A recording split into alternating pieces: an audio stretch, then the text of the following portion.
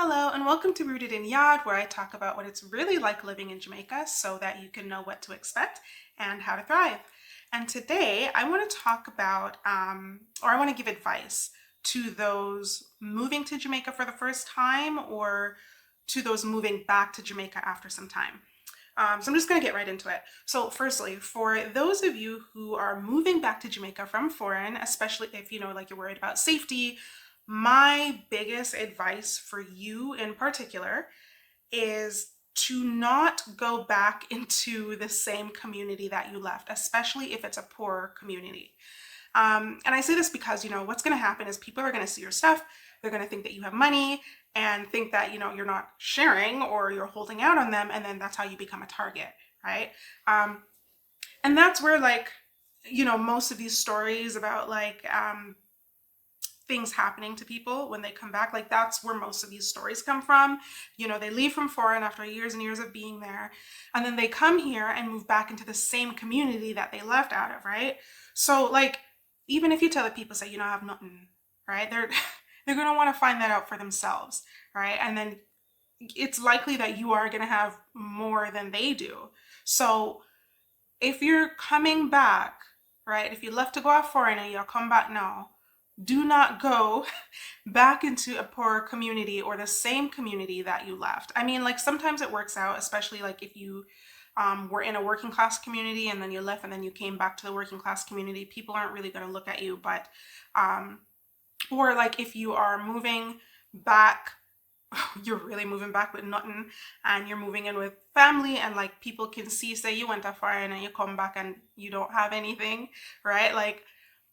Sometimes it works out, but generally speaking, it's better to go elsewhere, like a gated community, or at minimum a working class community or a scheme with working people. And for those of you who don't know, a scheme is a neighborhood, pretty much. Now for the rest of the advice that I have to give, this applies whether you are moving back after a long time or you're moving here for the first time. Okay. The first piece of advice I have is to come here with your coins. If you watched my What I Wish I Knew Before I Moved Here video, I talk about that because I did not really move here with money the first time, but come with your coins because Jamaica is much more expensive now than you would think. To give it an example, in 2015, this place that I'm filming in right now, because this is the same place that I was in 2015, in 2015, this same place was renting for 28,000 Jamaican dollars. This place is a 2-bedroom, 1-bathroom, living room, kitchen, detached home with a little bit of land and a driveway. And that was 28,000 Jamaican dollars. Now, this same place is 50,000 Jamaican dollars. And that's not even the local rent. The typical local rent is actually higher. It's about 60,000 Jamaican dollars. And just to convert this a little bit, so 60,000 Jamaican dollars is about 600 Canadian dollars, which means that this place here was 280 Canadian dollars back in 2015. And now it's 500 Canadian dollars. So things have gotten much more expensive, especially after COVID. Greedflation kind of hit everywhere, and it hit Jamaica hard. It's still, I find that it's still more affordable than somewhere like Canada to live here, but it is much more expensive than I had, I guess, anticipated. So when you come here, come with your coins. Now, another thing is that if you need to work, okay, if you're not coming with retirement or pension or investment money or whatever, if you come here and you're hey, I want to move here, but I'm going to need a job. I did talk about this as well in my first video, but do not expect to come here and get a job, okay? Jamaica is a small island and doesn't have that many jobs, especially good paying jobs. So your best bet would be to get a remote job or do something for yourself. And you're also not gonna want to find work here because number one, as I said, the jobs are difficult to come by. Especially for locals, the jobs are difficult to come by, and you don't want to take those jobs away from Jamaicans. And the second thing is that the pay is terrible. You coming from foreign, you coming back to get a job here, you're going to find the pay offensively low. I'm serious, it's going to be offensively low. And you are really not going to like that. So instead, what I suggest is for you to use your skills, your privileges, and your connections from foreign, from overseas to find work, right? And yes, coming from foreign, you are going to have some privileges. You are going to have some connections. You're going to understand how people work in foreign. So when you want to work with people from foreign, when you're living here, like let's say you want to work with expats or what have you, you're going to have the mindset to understand where they're coming from and be able to meet their needs in a way that they would expect, which can be very valuable here. So that's what I would suggest doing, like make a website. If you don't have one, I can make one for you, because I have a business where I do that. But make a website, market yourself to people that especially in foreign. Apply to remote jobs, because again, that experience that you have from foreign, it's going to lend itself better in that way, and you are also more likely to get those jobs, those remote jobs, because you're going to have access to those remote jobs in a way that the locals here won't, right? So leverage that, leverage your experience. Another thing that I would suggest, or not suggest, another thing that I would advise that you need to understand is that the real estate market here is hot, particularly for rentals. I don't know really about like buying property because we haven't done that yet, but as for rentals, the rental market is hot, okay? And I mean hot as in, if you are, let's say, renting like a local, you go to a place, you look at it, and you're like, okay, I want to think about it, and you leave, the place is gone. By the time you go back, the place is gone. In fact, my sister-in-law at one point, she was looking for a place over here, and it was affordable. It was on the lower end of what the rental rate is. I don't even know if she was able to see the place. Like the lady who answered the phone said her phone has been ringing off the hook. I don't even know if my sister-in-law was able to see the place. Like, that's how hot the rental market is over here. So what that means for you is when you are going to go rent a place, what you're going to want to do is you're going to want to, if you look at it and you like it, then you pay for it same time. And you sign up everything same time, and then you rent the place, or you like pay a deposit, you leave, you immediately come back and you sign up and pay up everything same time. Because again, if you leave and you come back, the place is gone. I know that there are, you can even watch like Mocha Mozelle's channel. She's a YouTuber, an American who moved to Jamaica, and she talks about how difficult it was getting a stable rental here. Like, she's had to be in Airbnbs for a long time. So yeah, that's what I would suggest. And that's my advice to you. The rental market is hot.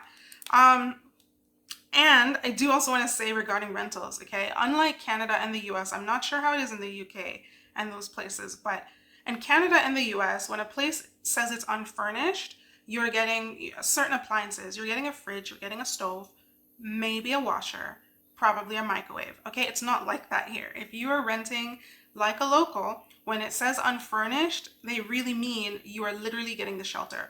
So you have to keep those costs in mind, because when it's unfurnished, you need to go buy your own fridge and you need to go buy your own stove. Like, you're not even getting a microwave. You're getting nothing when you come in here other than the literal shelter.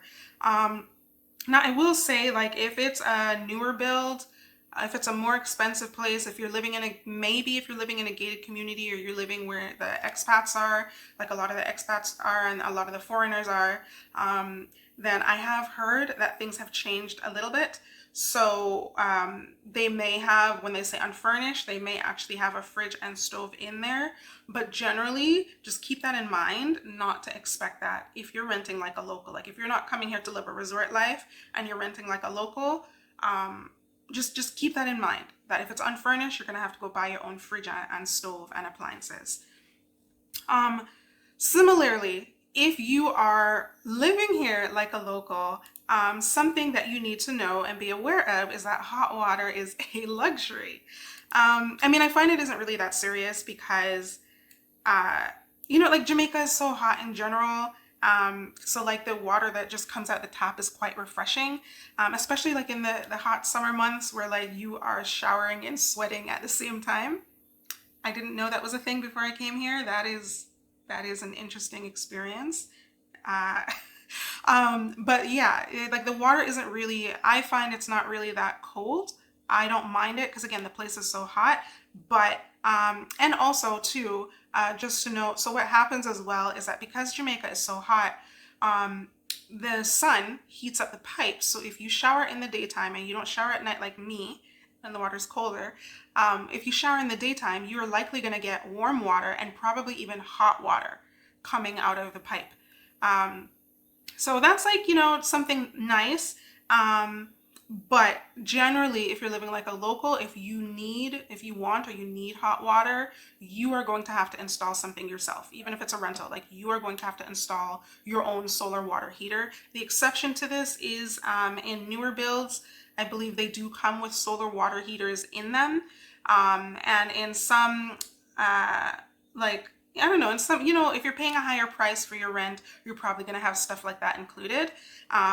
But just be aware, again, that that is not typical here. So if you are coming here renting like a local, let's say you're coming here because you're marrying a Jamaican or what have you, and you're moving here, just be aware that hot water is a luxury, and you will have to, if you want hot water out the pipe, you will have to set something up yourself. And speaking of solar stuff, okay, when you come, my advice is to bring solar powered things, okay? So like solar powered power banks, the chargers, like the portable chargers, solar powered portable chargers, those exist. I did not realize, but those exist. So get those solar powered or solar charged fans. You're also going to want to get that solar charged or solar powered lights, stuff like that, like just solar powered things. You can make use of the sun, save some money from electricity, and also it will help you when the power goes out, because Jamaica is still a developing country and sometimes the power does still go out. Not for long, but it does still go out. But yeah, especially during hurricane season, solar powered stuff is very helpful. Hopefully we don't have another Hurricane Beryl, but if we were to have another Hurricane Beryl, you having solar powered stuff would be very helpful to you. It would have been very helpful to me had I had it.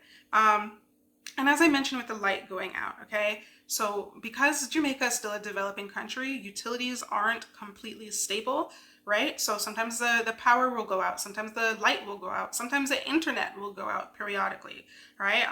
Things are much better than they were in 2015, but it still happens, and that's something that you need to be aware of. There's really nothing you can do about it other than wait for it to come back, maybe call the utility company and ask them what's going on, because it might trigger.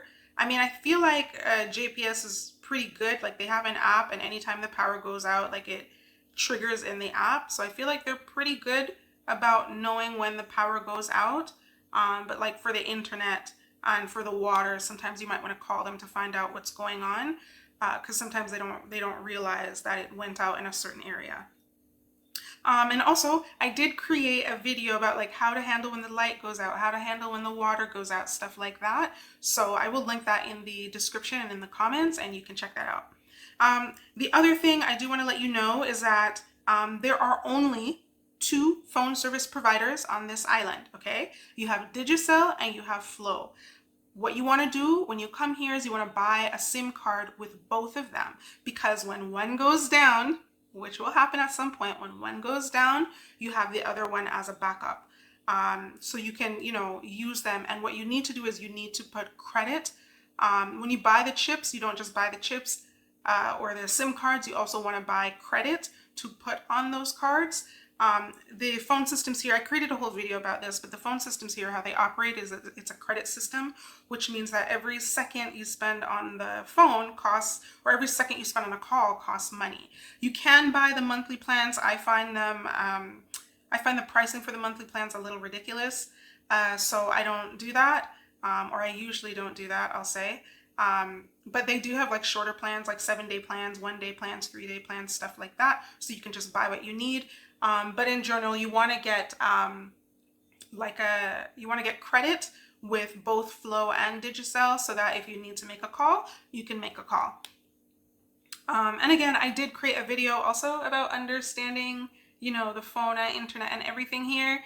The Flow and Digicel are also the only internet providers on the island outside of Muskie internet. If you want Muskie internet, you can get it. It's just, I find cost prohibitive, surprisingly, for Jamaica. Like it's ridiculous. It's like $600 or something, like Canadian dollars, US. It's like $600 or something like that to get the Starlink set up, the device.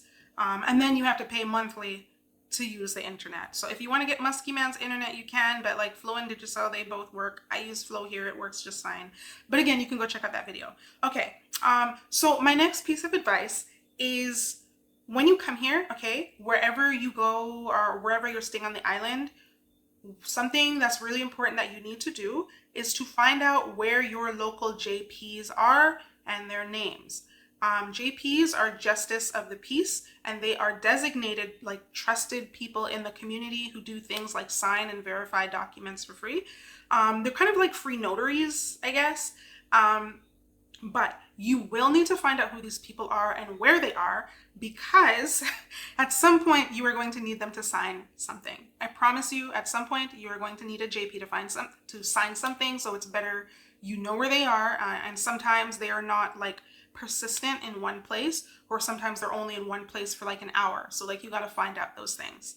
And speaking of that, okay, JPs, just be prepared that Jamaica really loves like old time bureaucratic stuff, processes, okay, which is one of my frustrations here. And I'm going to create a video talking about all of my frustrations to prepare you in advance for what you may experience, so you don't have to be as frustrated as I have been.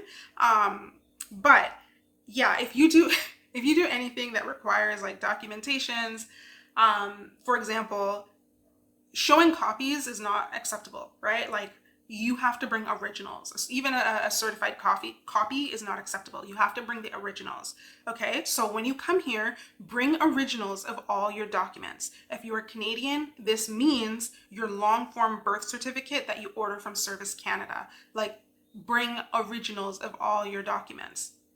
Okay, another thing that I want to let you know is that if you are going to make any large purchases here, and I mean large as in like buying a car, just be aware that you will not be able to make the purchase in one day, okay? And this may be surprising to you, because in places like Canada and the US, you can just like go to the car place, you go pay up front, you buy your car, you leave with your car. That's not how it works here. It is illegal to make purchases over 1 million Jamaican dollars in one day. 1 million Jamaican dollars is about 10,000 Canadian dollars. And most cars, decent cars, are going to cost over that amount.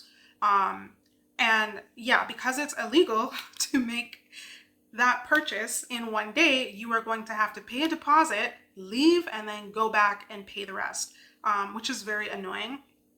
As well as it is illegal to take out more than 1 million Jamaican dollars in cash in one day. Like when you go to the bank and you want to take out a million Jamaican dollars cash, let's say, again, to buy a car, like you can't, it's illegal to take out more than that in one day. I guess they do these things to prevent scamming, but it doesn't prevent anything. And it just annoys everybody who's trying to do things here. So just be aware of that. Hey y'all, editing me here. I just wanted to put in this edit to give some clarification about what I said, or a correction to what I said about the 1 million Jamaican dollars thing. So I found out fairly recently that the 1 million Jamaican dollar restriction only applies to like cash transactions and withdrawals, right? So apparently what happens is if you need to make a purchase more than 1 million Jamaican dollars, what you need to do is probably do something like a bank transfer.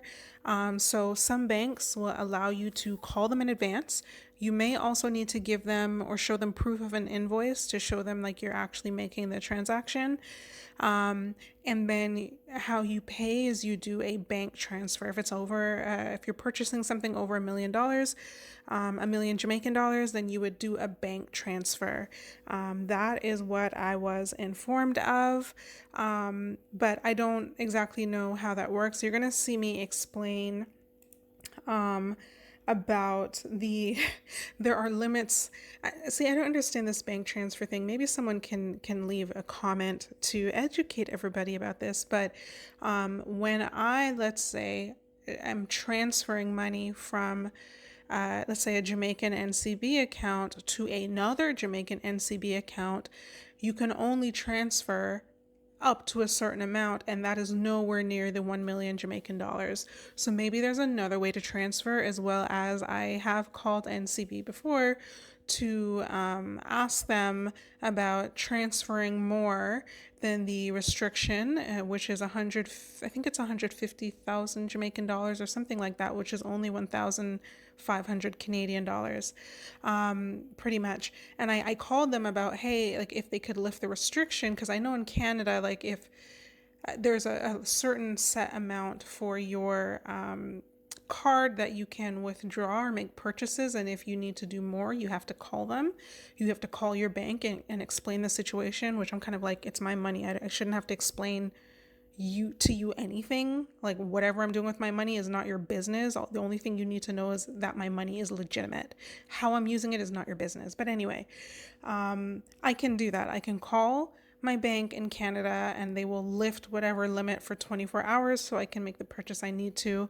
I don't know. It didn't seem to be the case here when I called, at least NCB. Maybe other banks, maybe Sagicor is different or something like that, or Jamaica National, maybe they're different. But when I had called NCB and asked about releasing the limit so that I could transfer a bit more to another Jamaican bank account, they're like, no, you can't do that. And that was all they said. That was it. There was no other further help. And we couldn't do nothing else that day. We couldn't make any other purchases. Or do anything else. So like just keep that in mind. So when you are looking at banks, okay, and there's also credit unions. I was informed that there are credit unions, so I'm going to look into that, and I think I may create a video later on about the difference between like the credit union and the banks, and then I'll let you guys know what my experience was. But when you are looking to create your bank account, if you don't have a Jamaican bank account already, look into what those limits are, or like ask them, preferably in writing, like email if you can, but like ask them, the bank, what those limits are. If you like explain if you need to make a large purchase, like to buy land or buy a home or what have you, how would that process go? But either way, honestly, I don't think you'll be able to do everything in the same day. Even for me to make a bank transfer, let's say from my Canadian account to an NCB account, it wouldn't be like it would be like a direct, I don't know, bank to bank transfer. Like I transfer into the account instead of on the card, because you can transfer money to the card, or you can transfer money to the account with the account number and those account details. When you have a higher limit to transfer into an account, if you have the account details, yeah, it's still going to take you a few business days for that transaction to happen. Like if you do the transfer to the card, you can get that money same day. But if you do the transfer into the bank account, it takes like up to 3 business days, I think minimum, or something like that, in order for the money to come through. So this is why I'm saying, like, even if, let's say, you find a way to make a purchase via bank transfer, you probably will not be able to still like make the full purchase that day. It's probably going to take a few days in order for that transaction to happen. Even with buying a car, right? In Canada, I can buy a car same day. Here, no, that's not happening unless someone does a little, I don't know, something, unless someone can set up something in a particular way to make it look like the transaction took place over a couple of days. But other than that, it's gonna take you at least a couple days to get things done. So just keep that in mind. In terms of banks, as I said, I mentioned NCB. I don't know if I would recommend NCB. We just use it because that's the bank that my husband's family has used. Their accounts are set up there. They already had it. So it's like, okay, whatever, we'll keep using it. But in terms of there are other banks. Now, I will say I do not recommend CIBC, okay? Because if you heard my story in what I mentioned in the, I think it was in the what I wish I knew video, there was someone who lamenting on Reddit about how it took It took 3 weeks and the process was still ongoing in order to just set up an account. Like they just said it was processing, they wouldn't give any more information. And then I've heard when it comes to Scotiabank, I've heard horror stories. People think that because they have Scotiabank in their country, they can just come here and like it'll be the same, and it's not. Scotiabank Jamaica is entirely different. It's not counted as a different branch of Scotiabank. It's kind of counted, it seems, as a different bank altogether. So they have to re-verify everything and they have to redo everything. And I've heard people being extremely frustrated with the processes for Scotiabank here. So there is Sagicor, there is Jamaica National. I have not used those banks yet, so I don't know how the process for those goes. And then, as I mentioned, there are credit unions, which I will be checking out at some point this year, and I will let you guys know my experience. But all of this to say, I wanted to make a correction to the 1 million Jamaican dollar thing. You can make a purchase over 1 million Jamaican dollars, just not in cash. Like you can do it, but just not, you can't do over 1 million Jamaican in cash on the same day, and you cannot withdraw over 1 million Jamaican dollars in cash on the same day. Okay, that's it. Moving on. As well as when it comes to transferring money into a Jamaican bank account, because you may want to do that, right? You can only transfer a certain amount at a time per day. I think it's like the equivalent of, I was like $1,500 or something, Canadian. So in Jamaican, that would be like 150,000 Jamaican dollars. It's like after that, you can't transfer anything more for the day, as well as if you are spending, like you have a debit card with a bank and you are spending, and let's say you're trying to buy up materials to build something like a building, or you're trying to, I don't know, again, make some sort of, like you're trying to buy furniture or like a fridge or something, or buy like a fridge and stove. Well, if it costs over 150,000 Jamaican dollars, the card gets locked off. After the $150,000 point, the card gets locked off. You can't make any more purchases that day. I don't know if after that you can actually use the card to take out cash.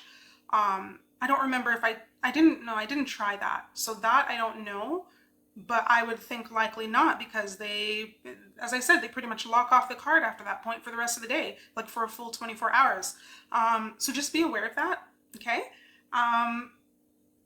Yeah, just just be aware that because of these things, like things are going to take you longer to do. And I'm telling you this for you not to get frustrated, but for you to prepare in advance. So, you know, you're going to come with like your other cards, like your foreign cards, and like then you can take out money and then do whatever with the foreign cards. Okay. And then the in relation to this, you will experience frustrations here. Okay. As I said, I'm going to create a video about some of the frustrations I have experienced, so that you will know in advance what to expect in terms of that, so that you will not be as frustrated as I had to be. But yeah, Jamaica has a way of periodically making you want to cuss about something. You're going to experience some things that are backwards. You're going to experience some things that you're like, this is stupid. But just again, be aware, because I'm going to create that video about that. So just be aware that some things are going to frustrate you, and just like kind of breathe through it, because like 90% of the time things are good, life is good. But it's just these little things that that frustrate you. Jamaica will find a way to frustrate you. Okay, so that's it. I will end it there. I hope that you found this video helpful, informative, or at least entertaining. If you did, do let me know. And also, if you are a Jamaican and you are living here, or if you're just living here, what advice do you have for people who want to move here? I'd love to know. So share it in the comments, you know, to let the people know, and also share it for me too, because maybe I might learn something.